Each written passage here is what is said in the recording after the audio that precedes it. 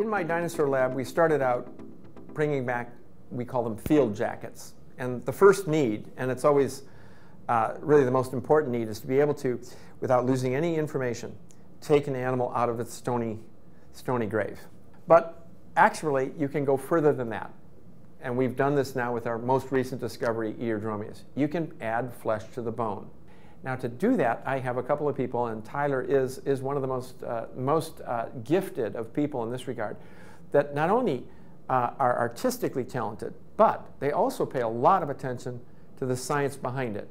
That involves working with me, going back and forth so that we come to a common understanding of what this animal should look like. I worked with a number of local film artists, assisting them doing TV commercials, industrial films, local productions, low-budget horror movies, doing gory movie effects. Having satisfied a little bit of that urge to do movie special effects, just the taste of it, small taste of it I got, was I think enough for me. Paul, he has an art background himself, and he sees the value in how somebody with the hand-eye coordination and the kind of technical eye to see things and create things, how somebody like me could be helpful on his team. On the latest discovery that was unveiled, Eodromius, this little predatory dinosaur from Argentina. This dinosaur was at the base of the theropod lineage of dinosaurs, and the evidence seems to be telling from discoveries all around the world that many, if not all, theropods had some sort of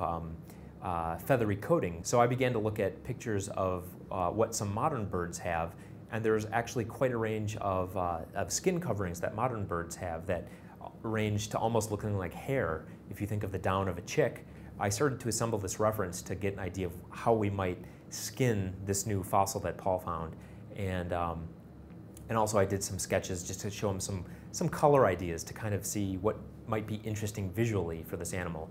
As I reconstructed it, I gave it a bright blue wattle or a dewlap under its throat, and this is a feature that you do see in many modern animals when you think of an animal like a lizard, like a chameleon, that has a display dewlap, which is bright red. Many birds also have different kinds of display structures and wattles, and I found in a number of them, from turkeys to pheasants and even the large bird, a cassowary, that have bright blue skin that might serve as a visual display structure. Typically, the paleoart, the reconstructions that I do, are sculptural, and so I typically start with clay. And I use an oil-based clay that doesn't dry out. We'll use various casting resins, plastic resins, to make a lightweight replica of the clay sculpture. And to paint those, to make them look lifelike and alive, I'll use acrylic paint and glass eyes from taxidermy suppliers. The color of the eyes and the color of the paint that we apply is speculative. We're always guessing, but we're basing it on animals that we see today, so it's at least within the range of nature. This exhibit in Wakanda at the Lake County Discovery Museum is my first solo showing of my artwork, and so I'm really proud to have it there and to be able to share with the public these reconstructions that I've done for a number of colleagues and institutions. It's great in that it shows some of my earliest artwork, some of my childhood artwork, and also some of the things I've done just very, very recently as a professional.